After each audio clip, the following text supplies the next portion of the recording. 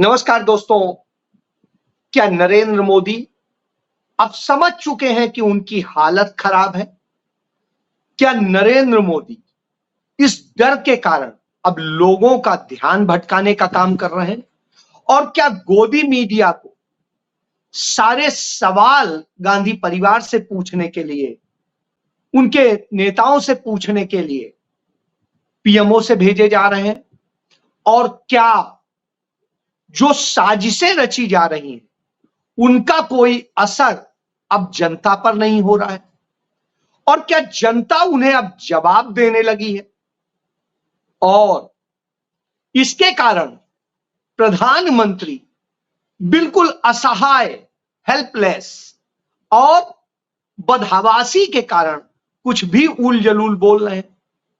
और क्या कांग्रेस पार्टी, प्रियंका गांधी, राहुल गांधी नरेंद्र मोदी को खुली चुनौती दे रहे हैं और उन चुनौतियों से वो इतना डर गए हैं कि अब उनके पास में कोई जवाब नहीं रह गया है। जी हां, आज सवाल यही है। सवाल क्यों ये है, इसके पीछे बहुत सारी वजहें हैं। मेरे तमाम मित्रों ने मुझसे पूछा कि प्रधानमंत्री कुछ भी उल जलूल बोलता है, इसको लेके वीडियो बनाने की जरूरत क्या थी? मैंने कहा जरूरत थी। यह देश को बताना जरूरी था कि हमारा प्रधानमंत्री क्या इतना कायर, इतना असहाय है कि उसके अंडर आने वाली ED, CBI, income tax, DRI, revenue intelligence और ये जितने सारे पूरे एनफोर्समेंट एजेंसीज हैं, उन्होंने अब उसका आदेश मानना बंद कर दिया है। और क्या उसका जब आदेश मानना बंद कर दिया हो तो वो वैसी स्थिति में वो घबरा गया है, या फिर वो फिर से कोई ऐसी साजिश रच रहा है जिस साजिश में वह चाहता है कि जनता उलझ जाए? जी हां, यही वजह है। उसने यदि कहा कि अडानी अंबानी पर अब सवाल क्यों नहीं कर रहे हैं, उन्हें भर भर के गालियां देते थे, अब उस पर बात क्यों नहीं कर रहे हैं? जिस समय वो यह सवाल कर रहे थे, उसी समय राहुल गांधी झारखंड में यह जनता से पूछ रहे थे कि आपको किसकी सरकार बनानी है, गरीबों की, पिछड़ों की, दलितों की, आदिवासियों की, या अडानी अंबानी की? तो स्वाभाविक सी बात है, जब यह सवाल कर रहे थे उसी समय पूछ रहे थे। क्यों पूछ रहे थे? क्योंकि वो आपका ध्यान भटकाना चाहे। लेकिन लोग अब सवाल करने लगे। इसीलिए प्रियंका गांधी ने रायबरेली में चुनौती दे दी। कहा प्रधानमंत्री इधर उधर की बातें करते हैं, तो प्रधानमंत्री एक बार खुले मंच से बताएं, गिनाएं कि उन्होंने पिछले 10 साल में क्या किया है और कौन सी एक ऐसी योजना है जो उनकी योजना है, जिसका उन्होंने नाम नहीं बदला है और जो पिछली सरकार में नहीं थी। एक भी योजना का नाम बताएं, एक भी काम बताएं जो उन्होंने किया हो।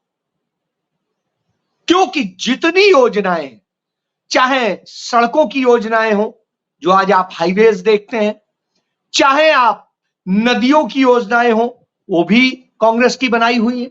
जितने डैम हैं वो कांग्रेस सरकार में बने हैं। आईआईटी, आईआईएम और ये सारे जितने एम्स और दूसरे डीआरडीओ, जितने सारे ये संस्थान हैं, वो सारे कांग्रेस के बनाए हुए हैं। चंडीगढ़ जैसा मॉडर्न सिटी कांग्रेस का बनवाया हुआ है। तो आपने क्या बनाया? गांधीनगर कांग्रेस का बनवाया हुआ है। तो आपने क्या बनाया? झूठे स्मार्ट सिटी, जिसमें कुछ स्मार्ट है ही नहीं। वास्तव में स्मार्ट सिटी के नाम पे लूट है, और लूटा गया है, कितना रुपया लूटा गया है वह भी सामने है। कैसे कैसे कैमरे लगाने के लिए जो ठेका दिया गया है अमित शाह के बेटे की कंपनी को, उनके अपनी कंपनियों को, तो वह बताइए। कैसे कैसे देश भर में तमाम गुजराती कंपनियों को काम दिया गया है। आम गुजराती को नहीं कोई लाभ हुआ है, आम गुजराती का भी हक छीना गया है। यह सिर्फ चंद चुनिंदा गुजराती कंपनियों को।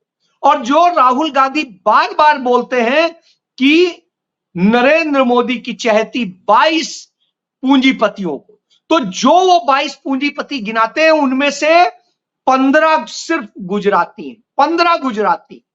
यानी समझ लीजिए इस पूरे हिंदुस्तान का सारा धन उन 15 और उनके आसपास ही सिमटा हुआ है। यह खेल है। इसके बाद आइए, राहुल गांधी ने आज बड़ा साफ कहा कि भटकने का वक्त नहीं। ये क्यों कहा, पहले इस पे आते हैं।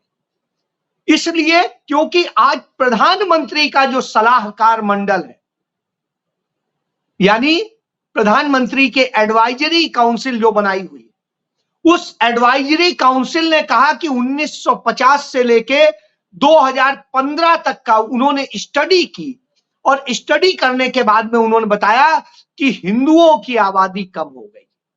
क्या वास्तव में हिंदुओं की आबादी कम हो गई है?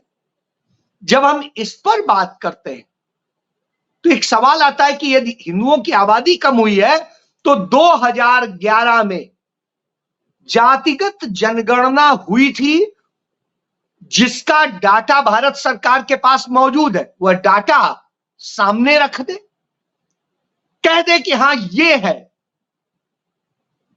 नई हिम्मत है। राहुल गांधी बार बार यही तो कह रहे हैं कि हम जातिगत जनगणना कराएंगे, जातिगत जनगणना होगी तो पता चलेगा कितना हिंदू है, कितना मुस्लिम है, कितना पिछड़ा है, कितना आदिवासी है, कितना कौन है, सब कुछ पता चल जाएगा। एक्सरे हो जाएगा जो राहुल गांधी कहते हैं। तो साहब एक्सरे कर लीजिए ना। वो नहीं करेंगे, क्योंकि वो करेंगे तो सच सामने आ जाएगा। सच से डर लगता है। 2011 की जनगणना से एक बात साबित होती है कि हिंदुओं की आबादी बढ़ने की जो प्रतिशत है वो ज्यादा है, मुसलमानों का डिक्रीज किया, यानी कम हुआ है, पहली बात। दूसरी चीज, उसमें यह कहा है, जो स्टडी बनाई है, कि मुस्लिम्स का बढ़ा, सिखों का बढ़ा, ईसाइयों का बढ़ा, बौद्ध का बढ़ा, यानी अल्पसंख्यक जितने हैं सबकी आबादी बढ़ी। कह रहे हिंदू की कम हुई। तो क्या हिंदुओं ने दूसरे धर्म ग्रहण कर लिए, या हिंदू बड़े बड़े जॉब करने चले गए बाहर काबिल बन के यहां से? क्या है? तो फिर जब हम इन सब चीजों को देखेंगे तो हालत आती है कि यह असल में मैनिपुलेटेड है। क्योंकि जब कोई गणना हुई ही नहीं तो बगैर किसी गणना के आप ये कैसे बता सकते हैं? और या तो 2011 की जातिगत जनगणना को सामने रख दी है। यह इसी वक्त में क्यों आई? उनका सलाहकार मंडल किसका है? नरेंद्र मोदी का है। और वही रिपोर्ट दे रहा है, और वही जो रिपोर्ट दे रहा है वो कहां से उसने स्टडी कर ली, कोई पता नहीं। यानी 100% स्टडी फेक है, और उसके जरिए लोगों के अंदर यह जहर भरने की कोशिश की जा रही है कि अल्पसंख्यक बढ़ रहे हैं, आप घट रहे हैं, जबकि ऐसा है नहीं।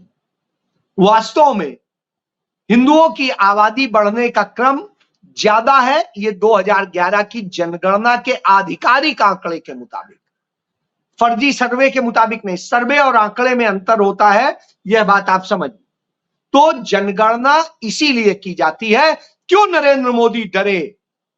जो जनगणना 2021 में होनी थी, आज हम 2024 में आपसे बात कर रहे हैं, नहीं हुई है। और महिलाओं को आरक्षण देने की जब बात आई तो उन्होंने क्या कहा कि जब जनगणना होगी उसके बाद में वो होगा, तब कहीं मिलेगा। यानी वह भी कितना झूठ है इससे समझ में आता है, क्योंकि जब जनगणना आप कराएंगे नहीं तो उनको कभी रिजर्वेशन मिलेगा नहीं। तो शगुफा दे दिया महिला सशक्तिकरण के नाम पर। तो महिला शक्ति भी इनका फ्रॉड है। सर्वे फ्रॉड, महिला शक्ति फ्रॉड। अब आइए रोजगार। रोजगार की बात कहते हैं, वो फ्रॉड। 2 करोड़ रोजगार की बात की थी हर साल। आप देख लीजिए क्या हालत। इसलिए घबराते, चाहे स्वास्थ्य की जो आज इन्होंने आयुष्मान कर दी, वो पीएम योजना होती थी और उसमें लाभ मिलते थे। तो यह स्थिति, चाहे आधार कार्ड हो, चाहे जो कुछ हो, सब पिछली सरकारों की योजनाएं। इंदिरा गांधी आवास योजना होती थी, दूसरे और आवास योजना होती थी, जवाहरलाल नेहरू अर्बन मिशन होता था, उन सबके नाम बदल के अपने ऊपर कर लिए Narendra Modi, PM PM PM करके। और स्थिति क्या हुई कि सिर्फ फ्रॉड किए गए। खुद ही आंकड़ों के अंतर भी देखने को मिलते हैं कि संसद में एक दिन वित्त मंत्री कहती हैं कि इतना काम हुआ है, इतने करोड़, और उसके बाद में 5 दिन बाद में प्रधानमंत्री कहते हैं नहीं, इतने करोड़ हुआ है। अब आप समझ लीजिए, खुद ही में सामंजस्य नहीं, पता नहीं। तो यह हालत, इसलिए भड़काते हैं और इसलिए आपका ध्यान भटकाने के लिए क्या खेल करते हैं। अखिलेश यादव चले जाते हैं अपने निर्वाचन क्षेत्र में मंदिर में, जो वहां का पुरातन मंदिर है, कोई आज का मंदिर नहीं, राजा हर्षवर्धन के समय का मंदिर है, गौरी शंकर मंदिर, वहां पर दर्शन पूजन के लिए। और वो सदैव जाते थे, कोई पहली बार नहीं गए, जब जाते थे कन्नौज तब जाते। तो वहां जाते हैं तो साहब उसको धुला जाता है। यदुवंशी भगवान कृष्ण थे, तो क्या आप कृष्ण का अपमान नहीं कर रहे हैं कि कृष्ण के वंशज वहां पूजा करने जाते हैं, तो आप मंदिर को धुल करके क्या कहना चाहते हैं? तो उससे आपकी नफरत झलकती है। कहते हैं वो सनातनी, गैर सनातनी लोग आ गए थे इसलिए हम धुल रहे हैं। चलिए, गैर सनातनी आ गए थे, तो क्या आपने राम मंदिर जो अयोध्या में बना उसकी धुलाई की? वहां आरिफ मोहम्मद खान जो पूरी तरह से मुस्लिम है, वो वहां जाते हैं और राम के मंदिर में मत्था टेकते हैं। क्या आपने उनके जाने के बाद में वहां धुलाई करी? वो तो सनातनी नहीं है। और सनातन धर्म क्या है पहले जान लीजिए। सनातन धर्म कहीं पर भी, कहीं इसका किसी धर्म ग्रंथ में जिक्र नहीं है, बनाया हुआ है। वेद, वेदांग, उपनिषद, ये जितने हिंदू मैथोलॉजी के ग्रंथ हैं, उनमें सब में जो ग्रंथ है उनमें कहीं पर भी ना हिंदू शब्द है और न सनातनी शब्द है। शब्द आता है आर्य। आर्य शब्द वास्तविक है। यदि आपको कहना है तो आर्य धर्म कहिए, कहना है आपको तो वैदिक धर्म कह सकते हैं। लेकिन ना तो सनातन धर्म के नाम से कोई धर्म है और ना हिंदू धर्म के नाम से कोई धर्म। यह हिंदू शब्द मुस्लिम आक्रांताओं ने दिया और सनातन धर्म कालांतर में महाकाव्यों से उपजा। तो आप इससे समझ सकते हैं कि सनातन का भी कोई अस्तित्व नहीं। तो वास्तविक धर्म को आपने नष्ट किया है।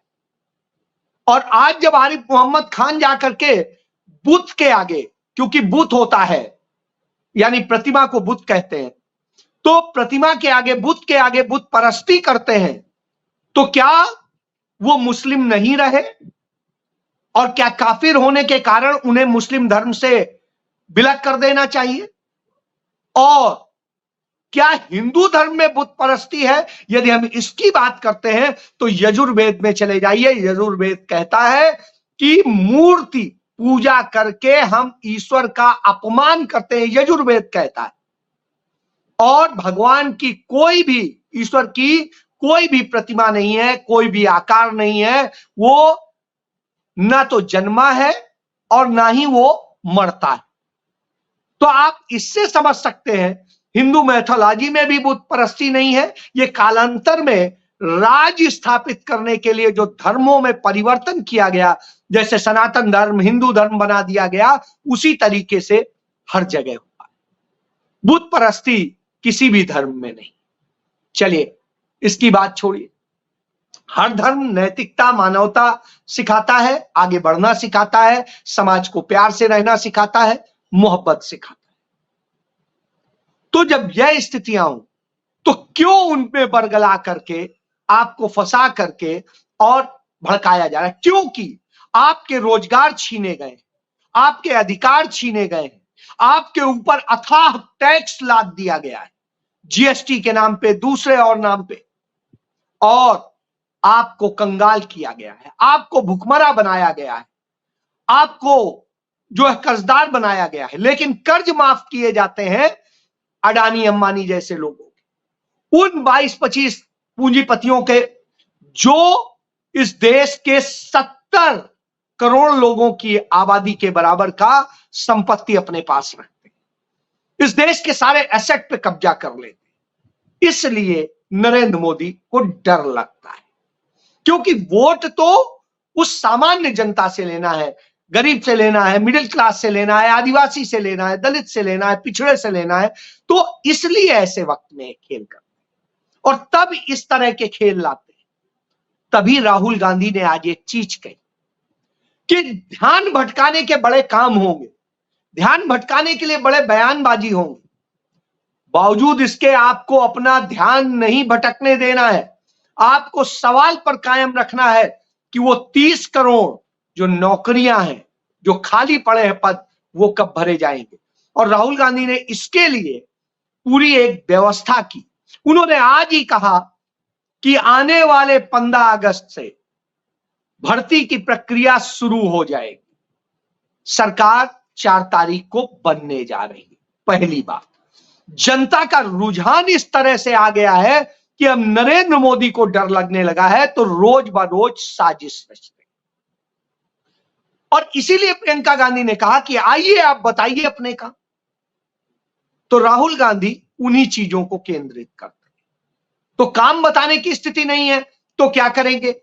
पाकिस्तान में उलझाएंगे, कहेंगे पाकिस्तान ऐसे, पाकिस्तान आपने ये, और फिर दूसरा उलझाएंगे मुस्लिम के नाम पे, हिंदू के नाम पे आपको लड़ा करके, तीसरा आपको राम मंदिर में ले जाके पटक देंगे। तो साहब, कभी मंदिर, कभी मस्जिद, कभी ये, कभी आबादी, कभी कुछ आप कहानी बताएंगे। इस देश के लोगों को रोजगार चाहिए, युवाओं को रोजगार चाहिए, महिलाओं को सुरक्षा चाहिए, किसानों को अपने उपज का वाजिब मूल्य चाहिए, हक के साथ, भीख नहीं, हक। और कामगार को अपनी मेहनत की पूरी कमाई चाहिए। जब यह मिलेगा, उसके बाद हमारे देश को जोड़ने की परंपरा रही, जो हमारी भाषाएं अलग हो, हमारे कलर अलग हो, हमारी दूसरी और चीजें, खान पान, रहन सहन अलग हो, लेकिन सब एक होकर के खड़ा होता है। तो यह भारत, क्योंकि भारत गणराज्य है, राज्यों का समूह है, तो सबकी अपनी अपनी अलग भाषा है, अलग बोल है, धर्म है, तमाम सोच है, लेकिन इसके बावजूद एक विचारधारा सेम है। उसे कहते हैं आइडिया ऑफ इंडिया। और उस आइडिया ऑफ इंडिया की लड़ाई, यानी उस विचारधारा की जो नेहरू गांधी ने दी थी, पटेल ने दी थी, मौलाना आजाद ने दी थी, उस विचारधारा को लेकर आगे बढ़ना। क्योंकि कांग्रेस ने कभी नहीं कहा कि हमने दलित पीएम दिया, हमने दलित राष्ट्रपति दिया, हमने दलित या पिछड़ा ये दिया, हमने अल्पसंख्यक दिया, हमने ये किया। हर जाति, हर धर्म का राष्ट्रपति बना है इस देश में। गरीब से गरीब प्रधानमंत्री भी कांग्रेस ने दिया है। तो आप इससे समझ सकते हैं, श्रीमती इंदिरा गांधी हो या राजीव गांधी हो, दोनों नगण्य संपत्ति के व्यक्ति थे। नरेंद्र मोदी की संपत्ति और उनकी संपत्तियों की तुलना कर लेंगे तो रिकॉर्ड बताता है कि न राजीव गांधी के पास इतनी संपत्ति थी, ना इंदिरा गांधी के पास थी, ना मनमोहन सिंह के पास थी, जितनी संपत्ति नरेंद्र मोदी के पास। तो आप समझ लीजिए, नरेंद्र मोदी उन सबसे अमीर प्रधानमंत्री। और इसके बाद गरीब की बात करेंगे तो लाल बहादुर शास्त्री, गुलजारी लाल नंदा जैसे भी प्रधानमंत्री कांग्रेस ने ही बनाए। कांग्रेस ने ही महिला को भी राष्ट्रपति बनाया था सबसे पहली बार, कांग्रेस ने ही दलित को भी बनाया था, कांग्रेस ने ही अल्पसंख्यक को बनाया था, कांग्रेस ने ही सिख को बनाया था, कांग्रेस ने ही पिछड़े को बनाया था। तो आप इन सब से समझ सकते हैं कि यह राजनीति करके अपना आपका ध्यान भटकाया जाता है, क्योंकि यह भटका करके फिर से एक बार सत्ता पा करके और उन्हीं पूंजीपतियों की सेवा करनी है जिन्हें कहते हैं कि काला धन दे आए। और यदि काला धन दे आए हैं तो अभी तक उनके यहां ईडी सीबीआई इनकम टैक्स की रेट क्यों नहीं पड़ी अदानी अंबानी के यहां, यह भी बता दीजिए नरेंद्र। तो इसका जवाब नहीं। तो इसलिए डरा हुआ सहमा हुआ प्रधानमंत्री है। इतना डरा हुआ सहमा हुआ प्रधानमंत्री हिंदुस्तान क्या दुनिया के इतिहास में नहीं हुआ। यही हमारे लिए सबसे बड़े शर्म की बात। ऐसी स्थिति में फैसला आपको करना है। 3 राउंड का इलेक्शन हो चुका है, 4 राउंड बचे हैं। इसमें आपको निर्णय लेना है कि आपको मजबूत और दमदार काबिल प्रधानमंत्री बनाना है या ऐसा ही जाहिल बनाना है कि जिसके लिए आपको रोज कपड़े ही देखते रहिए और खुश रहिए, उसके गुणगान करने वाला मीडिया हो। जो सवाल पीएमओ से आए वही वो सवाल प्रियंका गांधी से पूछे। तो यह फैसला आपको करना है। जय